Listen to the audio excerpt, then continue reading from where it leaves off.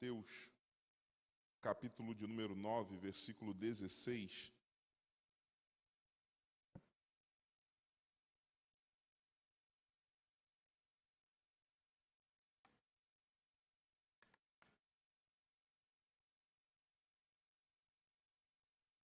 Eu tenho quase certeza de que não vamos conseguir falar toda essa mensagem. Ela é uma construção e eu queria que você prestasse muito atenção. Se você é daqueles que gosta de anotar, anote os pontos, os tópicos que vão ser falados aqui. Eu acredito que vai ser algo de muita valia para a sua vida espiritual e eu peço que você redobre sua atenção, porque é uma construção. Se você em algum momento der uma viajada por aí, talvez você não consiga voltar para o trilho dessa mensagem. Eu queria muito que todos acompanhassem do início ao fim aquilo que o Espírito de Deus quer ministrar aos nossos corações nessa noite. Quem entendeu, diga amém. Mateus capítulo 9, versículo 16 e versículo 17. Assim diz o texto: ninguém põe remendo de pano novo em veste velha, porque o remendo tira parte da veste e fica maior a rotura. Versículo 17. Nem se põe vinho novo em odres velhos. Do contrário, rompem-se os odres, derrama-se o vinho e os odres se perdem. Mas põe-se vinho novo em odres novos e ambos se conservam. Amém? Pode sentar. Já de primeiro momento, talvez se você, como eu, acha que, ou achou, né? Porque hoje eu aprendi, mas que sabia o que era um odre, e às vezes é isso, a gente acha que sabe o que é, e quando vai ver a gente não sabe o que é. Eu, por muito tempo, pensei que o odre se tratava de uma jarra de barro, de cerâmica, ou um pote, seja qualquer material de barro, de vidro, e eu pensava que odre era isso. Qualquer recipiente para armazenar líquido. E eu estava quase certo. É para armazenar líquido, mas não é feito de barro nem de cerâmica. É feito da pele de animais, geralmente da pele de uma cabra. Então, talvez uma palavra que vai te remeter melhor ao que é um odre seria uma espécie de cantil, feito de couro. Então, isso é o odre. É um recipiente, na Bíblia, na maioria das vezes, ele aparece como um objeto para carregar vinho. Na maioria das vezes, é um objeto onde você encontra na Escritura sendo um objeto para carregar vinho. E, na verdade, tem toda uma simbologia naquilo que Jesus está falando aqui. E não só no que ele está falando, mas em todos esses elementos do versículo 17. Ele está trazendo uma grande instrução. E a gente sabe que na Bíblia, vinho tem uma representatividade de alegria e também da presença do Espírito Santo. A Bíblia, em alguns textos, vai trazer a orientação: não vos embriaguei com vinho onde há contenda, mas enchei-vos do Espírito Santo. É uma comparação, uma analogia. Em outras passagens, você vai ouvir instruções sobre como devemos nos comportar com alegria. O salmista vai dizer: alegrei-me quando me disseram, vamos à casa do Senhor. Outros textos vão falar sobre celebrarmos com júbilo ao Senhor, né? Com alegria, estarmos alegres, servirmos a Ele com alegria, nos apresentarmos diante dEle com cânticos. Coríntios vai falar, o apóstolo Paulo, na segunda carta, se não me engano, sobre o ofertar, contribuir. Mas como o pastor Guilherme, na palavra de oferta, falou, como? Com alegria. Essa é a orientação. Contribuir com alegria, não com tristeza, não por necessidade. Porque Deus ama quem dá com alegria. Logo, a alegria precisa fazer parte da vida de um crente cheio do Espírito Santo. Se não há alegria na sua vida, pode ser que há ausência do encher do Espírito Santo na sua vida.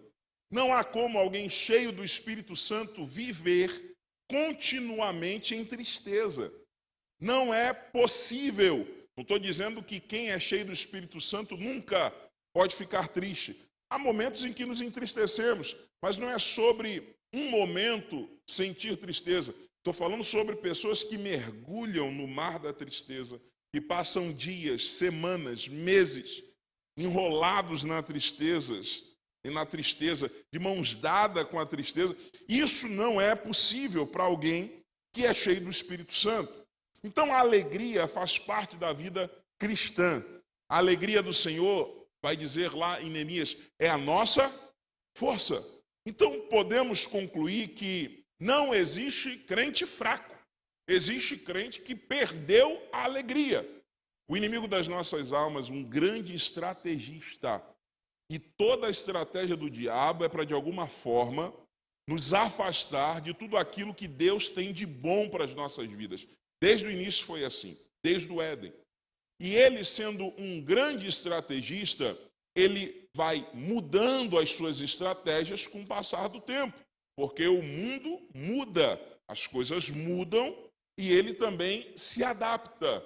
Então, há muitos anos atrás, e se você é da igreja há mais de 2 décadas ou 3, você vai entender o que eu estou falando. Parece que o diabo tinha a estratégia de arrancar as pessoas de dentro da igreja. Porque tirando as pessoas de dentro da igreja, afastava as pessoas da comunhão, consequentemente daquilo que é o mover do Espírito na comunhão dos santos, e sepultava essa pessoa dentro de casa. Essa era uma das estratégias do diabo. Mas se você for observar, o diabo não tem mais trabalhado dessa forma tão intensamente. Mas me parece, só me parece, que a grande estratégia agora não é tirar as pessoas de dentro da igreja, mas é deixar as pessoas dentro da igreja, porém sem a alegria de estarem na comunhão dos santos. Para o diabo ficou mais cômodo e mais eficaz manter você dentro da igreja, porém sem a alegria de estar na igreja.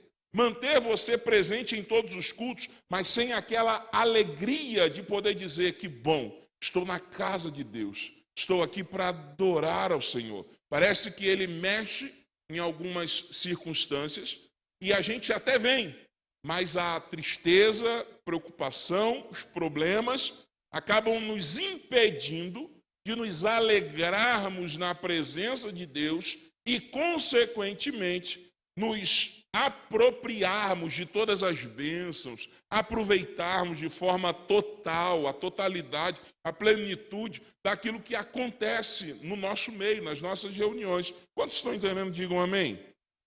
Então nós precisamos entender que a alegria do Senhor na nossa vida é algo que merece a nossa atenção e o nosso cuidado.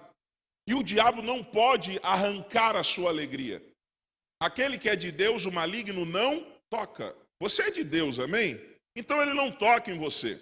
Mas como eu falei, há circunstâncias ao nosso redor, porque o diabo não te usa, porque você é usado por Deus. Mas ao seu redor pode existir uma casa vazia. E uma casa vazia vira um lugar de atuação do reino das trevas. E ele pode usar alguém ao seu redor, ou uma circunstância ao seu redor, não para roubar a sua alegria, mas para fazer você abrir mão da sua alegria. Ele não pode arrancar, mas ele pode criar circunstâncias onde você abre mão da alegria. Existem guerras que não vale a pena nós entrarmos, porque o objetivo de uma guerra é vencer e conquistar. Mas existem guerras que, quando nós nos preparamos para guerrear, para vencer, para conquistar, nós precisamos avaliar aquilo que estamos deixando para trás para ir em busca de uma nova conquista. Quando Davi deixou em Ziclague a sua família, seu povo, e foi para uma guerra, parece que ele não avaliou o que seria conquistado e o que estava ficando desguarnecido. E quando ele retorna da batalha, o que acontece? Toda a sua família, seus filhos, suas mulheres foram sequestradas, raptadas. Então nós precisamos avaliar as guerras que nós entramos. Pastor, como assim? Não é uma guerra física, mas às vezes a guerra é uma discussão. E às vezes numa discussão familiar você abre mão da alegria no ambiente familiar. Às vezes por conta de um problema no trabalho, você abriu mão da alegria e voltou para casa irritado, impaciente, estressado, e já não tem alegria dentro de casa. Talvez por conta de algo no trânsito. Você está saindo para jantar com a família, para celebrar. É momento de alegria. Mas passou um motoqueiro, passou um carro, te fechou. E você abriu mão da alegria e a noite se acabou, mesmo que você esteja no seu restaurante preferido, com a companhia de pessoas maravilhosas, se você não estiver com a alegria preservada, não importa o ambiente, não importa o quão boa seja a comida, não importa o quão importante e excelente seja a companhia, se você perdeu a alegria, tudo se perdeu. Quantos estão entendendo? Digam amém. Então nós precisamos começar a cercar, nos blindarmos, para não perdermos a alegria, para não perdermos isso que nos mantém como um retrato vivo daquilo que é a expressão da vontade de Deus. Ora, se você é um crente, você é a marca do nosso negócio. Imagina um crente que sempre está triste, um crente que está sempre reclamando. Que mensagem você está passando para quem está se perguntando? Será que vale a pena entregar a vida para Jesus? E aí a referência de cristão que ele tem é você. Mas se você está sempre triste, se você está sempre reclamando, se você nunca está alegre, o que se passa na cabeça de alguém que está ponderando entregar a vida para Cristo e tem você como referencial e você abriu mão da alegria? Ele vai dizer, peraí, acho que não vale muito a pena, né? Olha para aquele ali, olha como ele está sempre triste. Olha como ele nunca está sorrindo. Olha como ela está sempre estressada. Nós precisamos entender que até nos pequenos detalhes, nós precisamos ser eficientes no Evangelho, na pregação, na anunciação das boas novas. Então, como o vinho é a representatividade da alegria, da pessoa do Espírito Santo, o primeiro milagre de Jesus retrata a importância do vinho, a alegria que ele representava. Ele está numa festa de casamento, as bodas em Caná da Galileia, João, capítulo de número 2, se não me engano, e acaba o vinho. Maria vem falar com ele. E acabar o vinho naquele dia era mais ou menos como acabar a comida, acabou o bolo. Pensa numa festa sem bolo. Não tem sentido a festa. Se é uma festa, precisa de bolo. Naquele tempo, era o vinho como essa peça fundamental no meio de uma festa. Tem que ter vinho para continuar a festa. Mas nessa festa, acabou o vinho. Maria vai até Jesus e diz, olha, acabou o vinho. Ele vai falar, o que tenho eu contigo? Ainda não é chegada a minha hora. Porém, ela volta para os serviçais e diz assim, obedeçam tudo que ele falar. Eu não sei se é o nível de fé que Maria tinha, porque com a resposta dessa, eu já ia talvez para o canto chorar, porque me pareceu ser muito ignorante e de alguém que não faria nada, mas parece que Maria viu nas entrelinhas algo, ou o nível de fé dela era muito absurdo, então ela diz para os serviçais, fazei tudo que ele mandar. E de repente Jesus dá um comando, mandou que os homens enchessem as talhas. As talhas eram como recipientes de pedra, bem grandes, cabendo muitos litros de água, e haviam 6 talhas, e o texto fala que era para a purificação dos judeus. Deixa eu te explicar isso. Festa de casamento não durava um dia, ou metade de uma noite, ou algumas horas, como as festas modernas ocidentais. Mas as festas de casamento, naquele tempo, duravam, no mínimo, 7 dias. 7 dias. E chegavam convidados de todas as partes, pessoas que vinham de longe. Ok. E quando Jesus está dando essa ordem para encher as talhas, significa que as talhas estão vazias. E essas talhas que eram usadas para a purificação dos judeus, elas eram excepcionais, imprescindíveis, para que a religiosidade daquele ambiente estivesse mantida. Porque, no mínimo, um judeu se lavava por dia de 4 a 5 vezes. Se ele saía de casa e entrava na casa, ele se lavava. Se ele ia comer alguma coisa, ele se lavava. Tudo para o judeu tem a ver com lavagem, são muitos ritos de lavagem. E aquela quantidade imensa de água é para a purificação dos judeus. Porque se eles não se lavarem, eles se sentem impuros, se tornam impuros. E Jesus dá uma baita aula em algum momento, quando alguém vai repreender os discípulos de Jesus, dizendo que eles comem sem lavar as mãos. E Jesus vai dizer, o que contamina não é o que entra, mas o que contamina é aquilo que sai.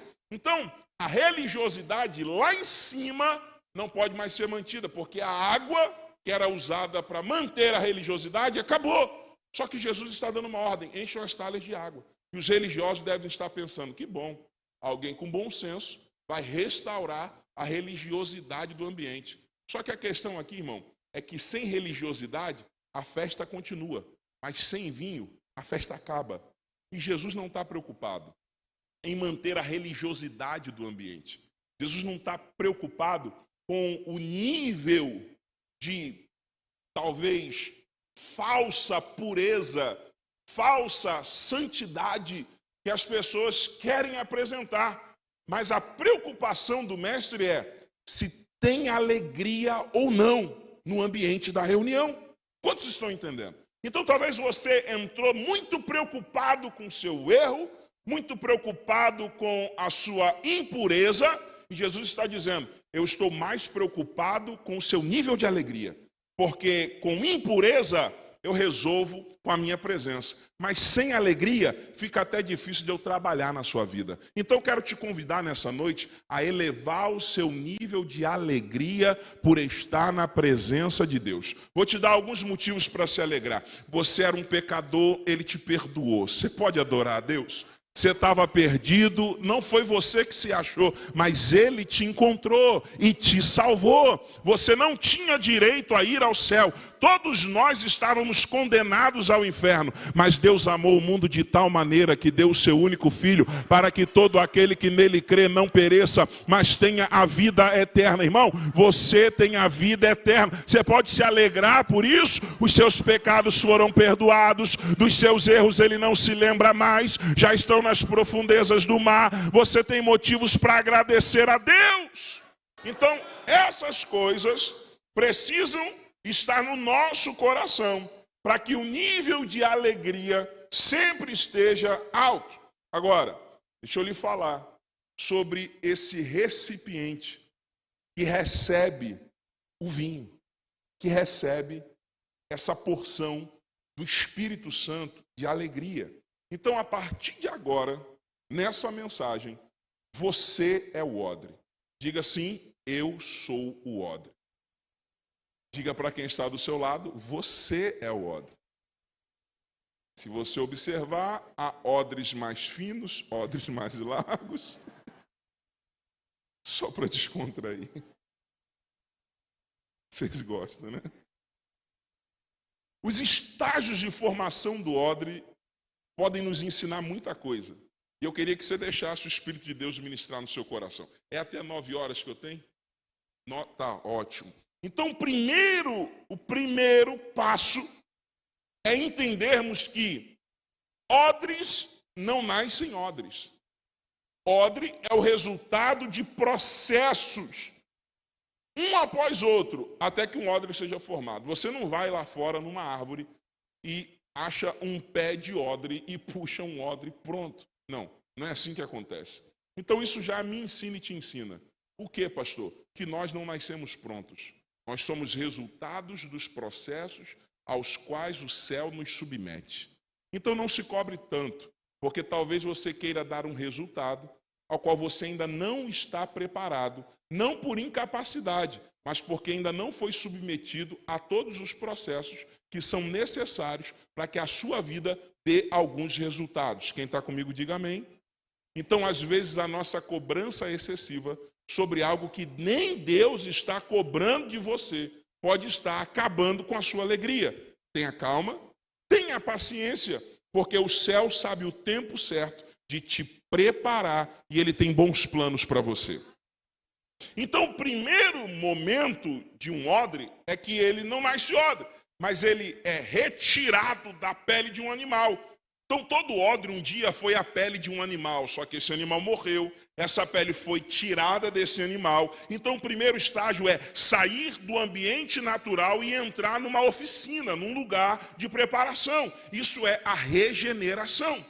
Então você um dia esteve em algum ambiente, fazendo qualquer outra coisa, servindo para qualquer outro propósito, mas em algum momento o bom mestre olhou para você e falou: não foi para isso que eu te formei, não foi para isso que eu te dei vida, então eu vou te tirar desse ambiente natural, vou te trazer para um lugar, e no seu caso foi a Nova Vida de Porto da Pedra, e vou fazer de você um odre, vou fazer de você algo que vai servir para o meu propósito. Quantos tiveram esse choque de realidade quando vieram para Cristo? Quando você vem para Cristo, parece que Ele mostra para você os sonhos dEle, e você precisa abrir mão dos seus sonhos, e entender que o que Ele pensa sobre você, e o que Ele tem para o seu futuro é muito maior, é muito melhor, é muito mais excelente do que qualquer plano e sonho que você trouxe. Então quando você entra na oficina de Jeová, você é convidado a deixar a sua mochila com as suas bagagens, com os seus projetos do lado de fora, e quando Ele te traz aqui para dentro, Ele te entrega uma bagagem nova, Ele te entrega uma mochila nova. Então essa pele que um dia estava sobre o lombo de um animal, agora não está mais. Ela saiu dali. E quando ela é tirada desse animal que foi morto, ela é lavada. Ela é totalmente limpa. E isso é aquilo que vocês vão viver no dia que foi falado. É o batismo, é a purificação. É sobre quando você mostra para o mundo que a sua decisão foi tomada, que você está ao mesmo tempo morrendo para o mundo e nascendo para Cristo. Então essa pele passa por um processo de lavagem, para tirar todos os resquícios de carne, todos os excessos de impureza, e agora sendo lavada, sendo limpa, ela vai para o segundo estágio. E o segundo estágio para mim é assim, o mais incrível de todos. Porque essa pele é amarrada pelas pontas com um cordame, colocada num aro de madeira, numa moldura, e ela é esticada até o seu máximo limite. A pele começa a ser esticada e sobre ela uma pressão descomunal, uma pressão além do normal. Não sei se você já viu isso. Geralmente isso é feito muito com couro de boi, couro de vaca. Ela é amarrada pelas pontas, a pele, o couro da vaca, e é esticado em molduras, às vezes em parede, para esticar, para poder enlarguecer. E há um viés, né, daqueles que estão de fora, um ponto de vista daqueles que estão olhando o processo, porque sempre vai ter alguém que não está vivendo o que você está vivendo, mas vai ter uma opinião sobre você. E é muito engraçado isso, porque é difícil você ouvir opiniões de pessoas que não passaram pelo que você passou e não experimentam o que você está experimentando. Então a gente tem que ser muito crente para respirar fundo, não dar a resposta que a gente quer dar. Afinal de contas, a velha natureza ficou do lado de fora, né? Nós nascemos de novo, estamos em processo, não vamos atrapalhar isso. Só que há pessoas que olham para aquilo que você está passando e elas talvez não dizem para você, mas dizem para elas e às vezes para outra pessoa, fala assim: eu acho que ele não vai aguentar, não. Eu acho que ela não vai aguentar. A pressão é muito grande. A pressão é demais. A estrutura dele não aguenta isso. A estrutura dela não aguenta. E bem da verdade é que em alguns processos que nós passamos, às vezes a nossa oração é essa: Deus, eu não aguento. Senhor, eu não estou aguentando o peso desse problema, o peso dessa dificuldade, a pressão sobre a minha vida é demais. Só que é uma palavra do céu e ela vem de encontro ao nosso coração, e a palavra é: Deus não deixará vir sobre nós uma provação a qual nós não possamos suportar. Sabe de uma coisa? Você não conhece os seus limites, mas Deus sabe até onde você aguenta. E Ele não vai esticar esse processo a uma pressão onde você será rompido. Não, jamais! Processos não são impostos a nós para acabar com a nossa história. Pelo contrário, é para mudar a nossa história, é para melhorar a nossa história, é para nos colocar num novo nível. Então, quando essa pele está sendo esticada, ela está sendo levada ao seu limite. E por que ela precisa ser esticada? É porque é nessa fase de formação do odre que uma coisa é definida, sabe o quê? O quão grande esse odre pode ser. E esse é o problema de quem não aguenta a pressão. Quando você aguenta a pressão, é porque Deus está dizendo: eu estou aumentando a sua capacidade. Eu estou aumentando a sua capacidade. Eu estou aumentando a sua capacidade. Eu estou aumentando a sua capacidade. Você pode erguer a mão direita para o céu e eu gostaria de liberar uma palavra sobre a sua história. Nesse processo difícil, Deus está dizendo para você: eu estou aumentando a sua capacidade. Deus, mas eu estou vivendo no momento financeiro. Deus está aumentando a sua capacidade. Deixa a mão levantada, Senhor, mas a minha saúde foi afetada. Deus está aumentando a sua capacidade. Pastor, o senhor não sabe, foi um ataque na minha família. Deus está aumentando a sua capacidade. Suporte esse processo. Aguente. Toda a base do processo é confiança em Deus. É saber que Ele tem o controle. Mas e se der errado? Não tem como dar errado. Mas pastor, não, irmão, não tem como dar errado. Você está na mão do oleiro. Oh, glória a Deus.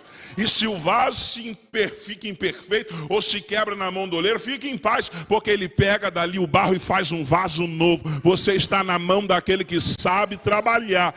Você precisa confiar. Então, olhe para a Bíblia. José passou por pressão.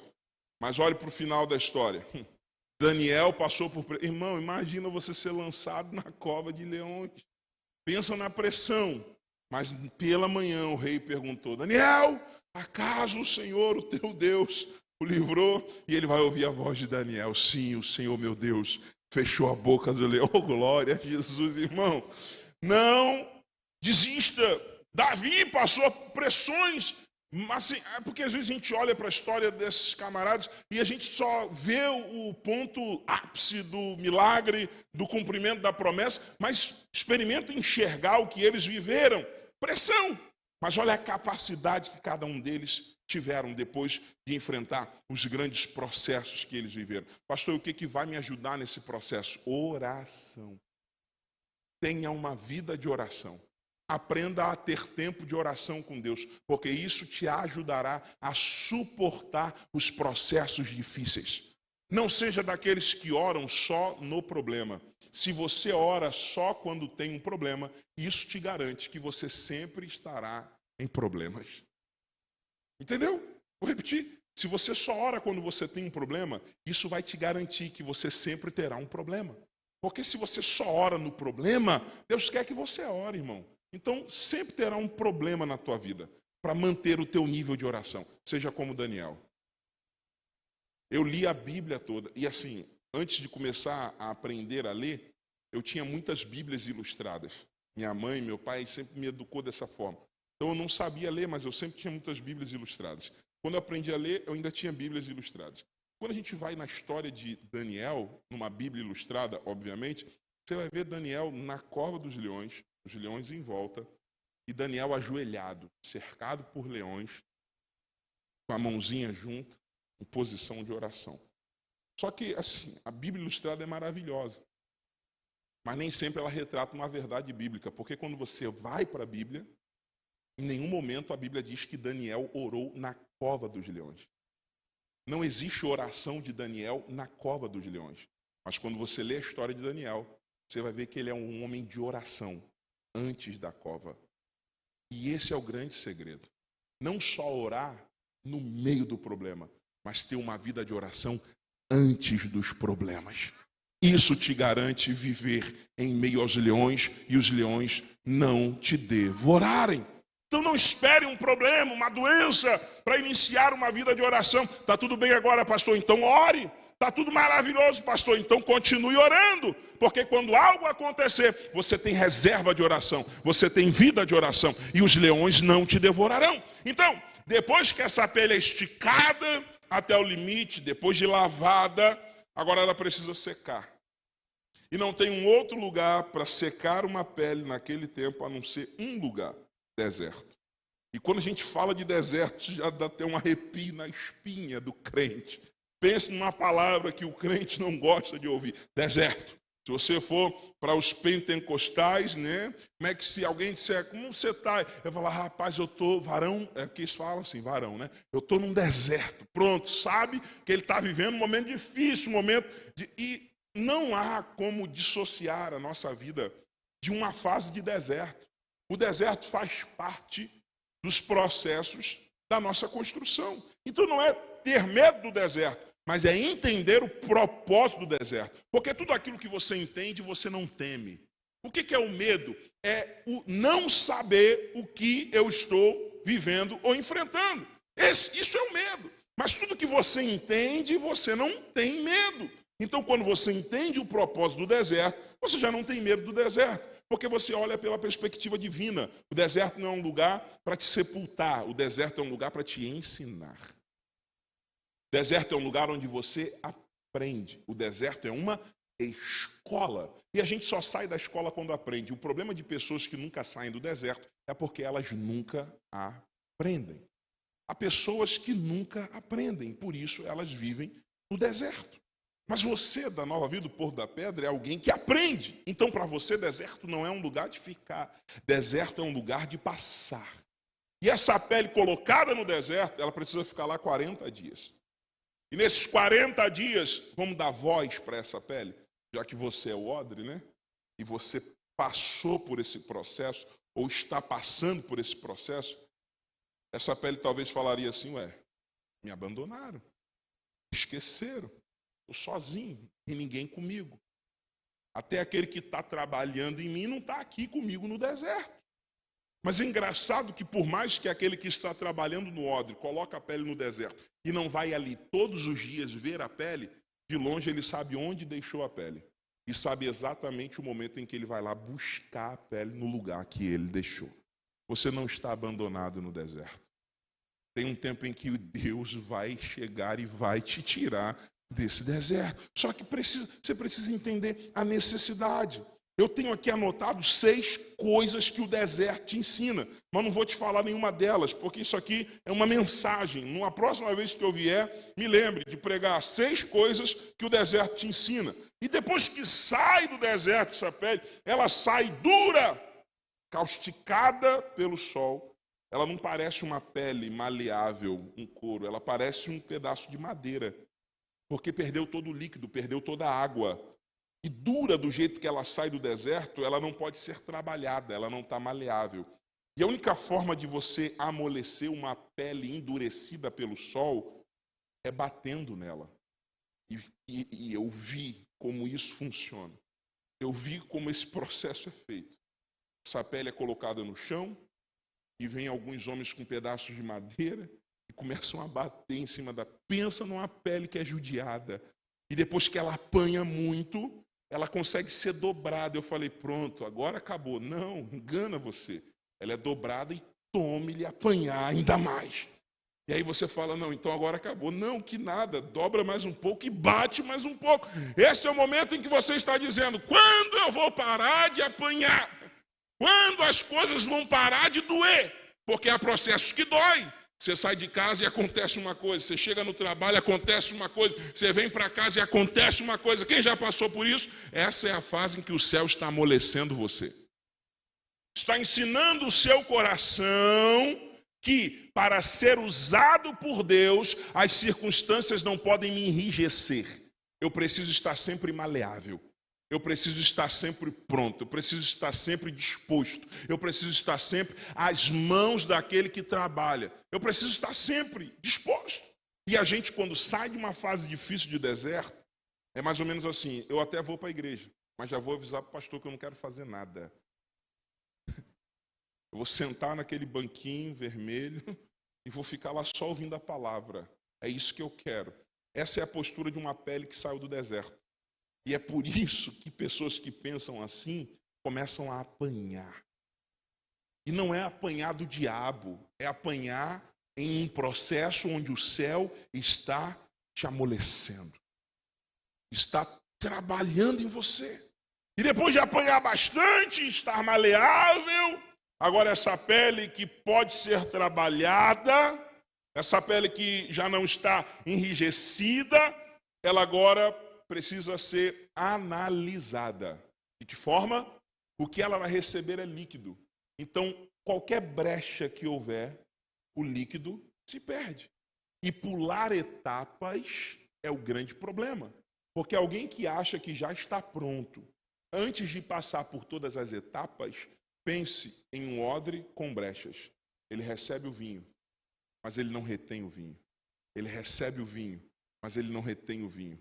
Ele recebe a presença, mas ele não retém a presença. Ele recebe a alegria, mas ele não retém a alegria. Ele vem para um culto e recebe de Deus, e fica alegre, e fica cheio. Mas quando sai pela porta, o que ele recebeu já começa a vazar.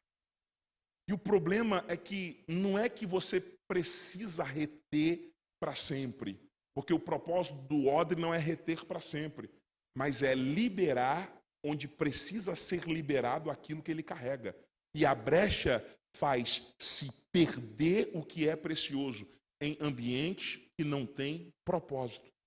Essa é a diferença de colocar para fora de forma consciente, onde precisa ser derramado aquilo que a sua vida carrega, e deixar uma brecha fazer perder aquilo que você carrega. Quantos estão entendendo isso aqui? Digam amém.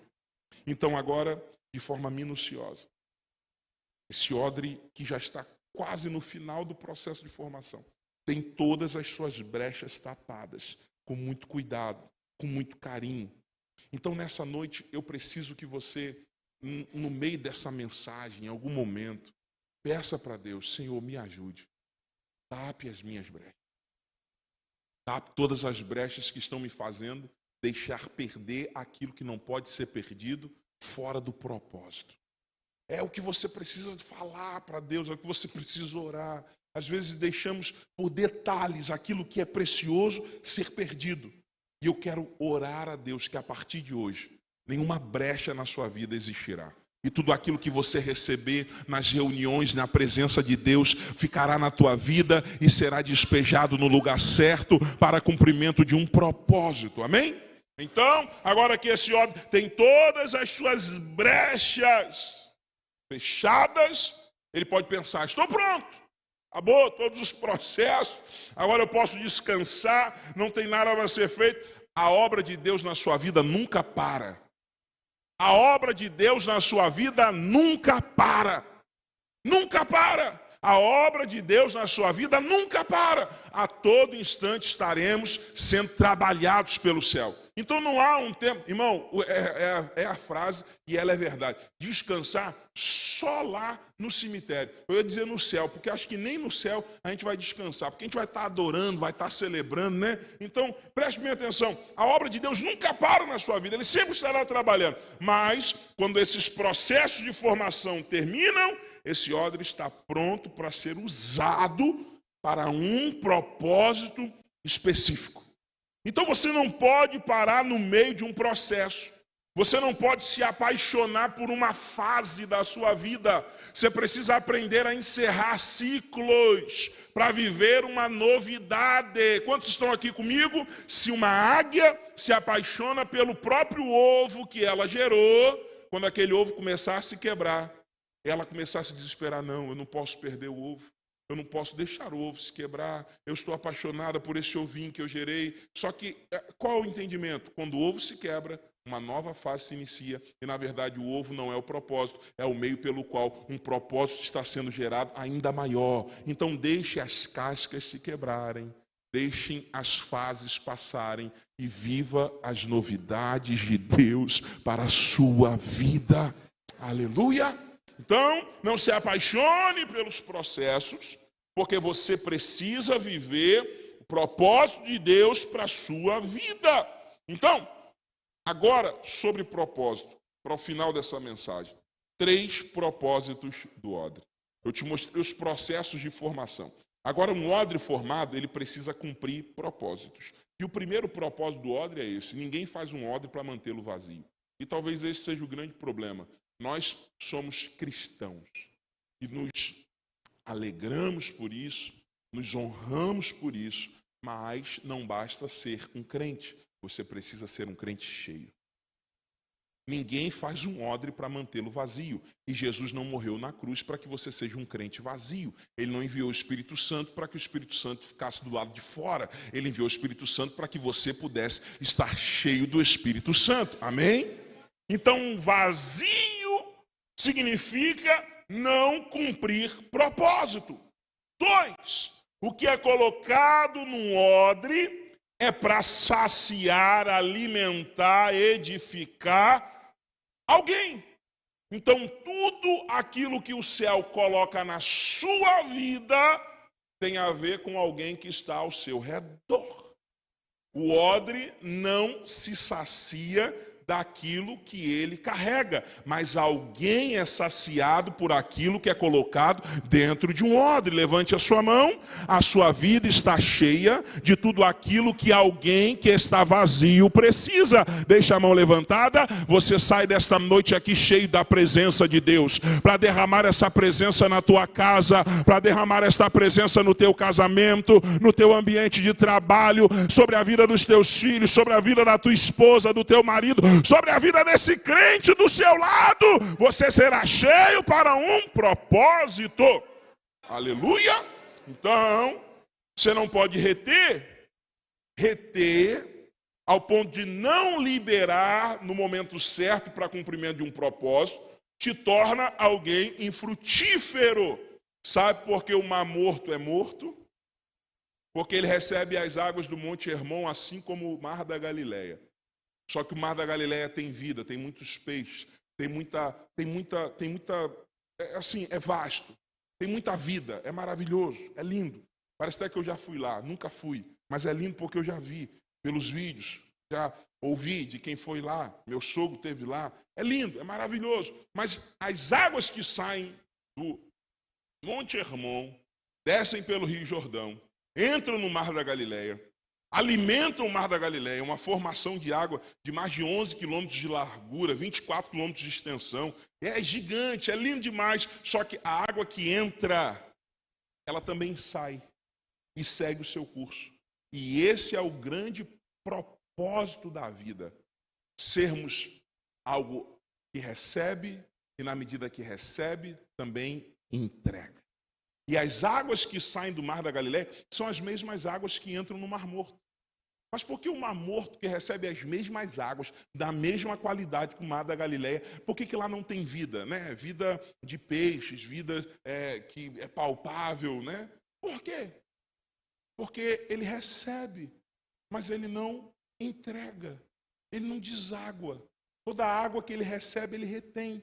E sabe o que acontece? O sol vem, evapora a água, e acumula-se os sais minerais de eras e eras e eras, desde o início da história. E por mais que as águas do Rio Jordão sejam doces, até a água doce tem sais minerais, com processo de evaporação, ao longo de muitos anos, você pega sal com a palma da mão no Mar Morto. E não tem como ter vida. E por que não tem como ter vida? Porque esse é o retrato de alguém que só quer receber, mas nunca quer dar. Quando você só quer receber e nunca tem coragem de entregar nada, você é um sepulcro. Você é um lugar de morte. Mas nessa noite você está aqui, recebendo uma palavra, a presença de Deus. E você não será mar morto, você será um mar da Galileia. Haverá vida na sua vida. Eu profetizo pelo poder da palavra, haverá vida na sua vida. A tua vida será fonte de vida, fonte de milagres, fonte de bênçãos. Porque você é um odre que cumpre propósitos. Agora o terceiro propósito, para mim o mais incrível do odre, é que a gente começa a encerrar realmente essa mensagem, é que há uma propriedade específica no odre. Isso aqui para mim é o mais impressionante. Ele é feito de pele de animais. Ele passou por todo o processo de limpeza. Ele passou por todo o processo de tapar as brechas. E se você vai fazer uma jornada no deserto, e coloca um pouco de vinho ou um pouco de água fresca dentro de um recipiente de barro e caminha o dia inteiro no deserto, e de noite você vai tomar um pouco daquela água, aquela água vai estar quente, porque o calor do deserto penetrou naquele recipiente e afetou o nível daquela água, a essência.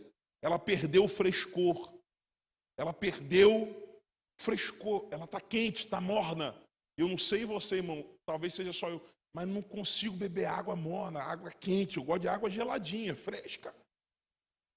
Mas quando você coloca a água dentro de um odre ou vinho e vai o dia inteiro caminhando no deserto e chega de noite, você abre o odre, quando você vai beber o líquido, ele está fresco da mesma forma que ele estava quando você o encheu. Porque o calor do deserto não tem o poder de afetar a qualidade da água que o odre carrega.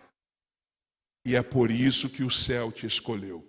Porque circunstâncias externas não afetam a qualidade daquilo que você carrega do lado de dentro. Eu quero que você entenda essa mensagem com todo o seu coração. Irmão, pode estourar uma guerra, pode estourar uma pandemia, pode estourar o que for, o que você carrega do lado de dentro está preservado. É a presença de Deus, é a alegria de estar na casa de Deus, é a unção que o céu depositou na tua vida, os dons espirituais, o teu chamado. Você crê nessa palavra? Pode acontecer o que for, o que Deus colocou dentro da tua vida está guardado, preservado e não será alterado.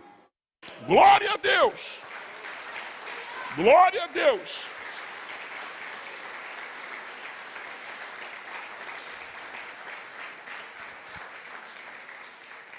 Tem coisas que não podemos deixar entrar na nossa vida, porque se entram, estragam aquilo que a gente carrega. Uma frase que eu vi por esses dias, super incrível, interessante. Navios não afundam por conta das águas que estão do lado de fora. Os navios afundam quando as águas que deveriam estar do lado de fora vêm para o lado de dentro. Tem coisa que do lado de fora te ajuda, mas do lado de dentro te afunda. Tem pessoas, irmão, que é bênção fora da tua vida. Porque se entrar na tua vida, arruina a tua vida. É bênção longe da tua casa. Porque se entrar na tua casa, estraga a tua casa. Pastor, que é isso? É a grande verdade. Há momentos e circunstâncias na nossa vida em que nem todos estão convidados a participarem. Jesus é um exemplo disso. Ele andava com muita gente, separou 70, dos 70 separou 12, dos 12 separou 3, dos 3 tinha um que encostava no peito dele. Deu para entender? Não é sobre deixar de amar, é sobre selecionar os níveis de proximidade. Não é falta de amor, é seletividade. Para quê? Para continuar cumprindo o propósito.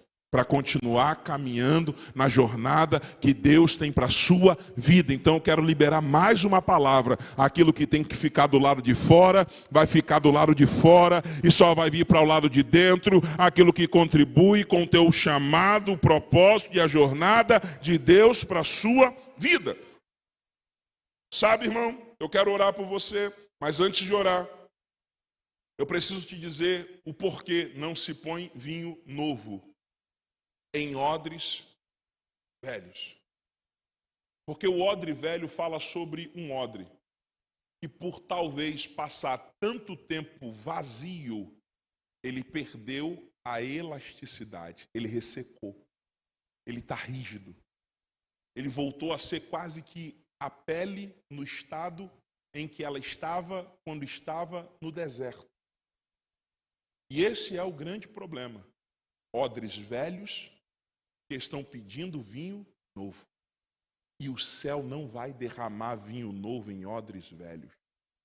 E não é por maldade.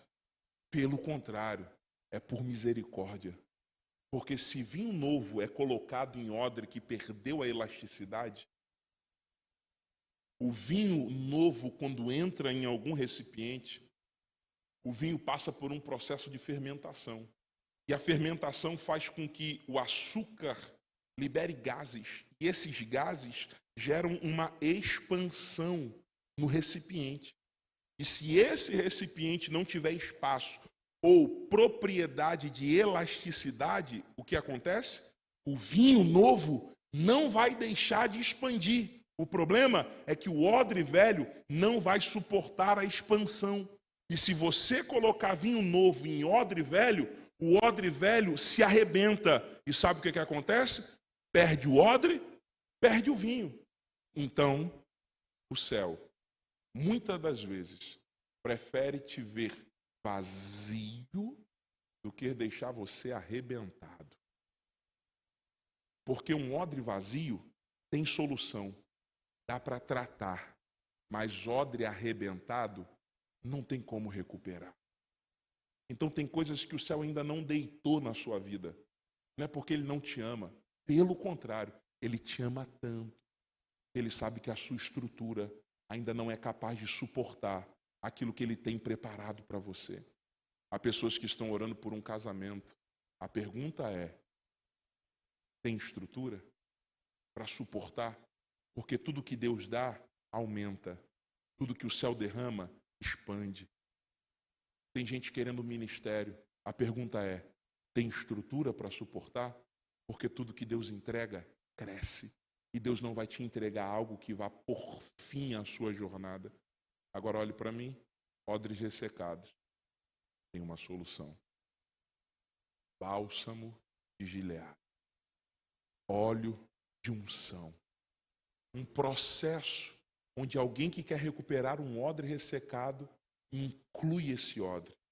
E ele é massageado por um longo período. E recebe altas camadas de óleo de unção. Até que ele recupere a elasticidade. Eu sinto o Espírito de Deus nesta palavra. Porque talvez alguém pensou: pastor, então para mim não tem mais como. Não, tem sim. Há uma unção nesse lugar. Há uma unção de restauração. Será que tem alguém que pode me ajudar aqui para fazer um louvor, para a gente aproveitar esses minutos que nós temos para encerrarmos esse tempo? Mas eu gostaria muito de ministrar sobre a sua vida. Então, não pense que não tem mais jeito. Sempre tem um jeito.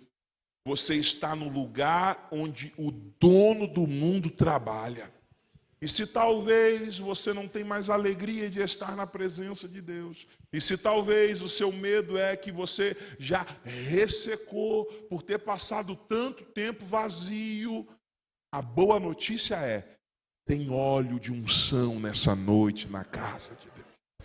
Tem a mão poderosa de Deus para trabalhar na sua estrutura. A minha oração é que todos recebam vinho novo. A minha oração é que todos recebam a porção do Espírito Santo e sejam avivados.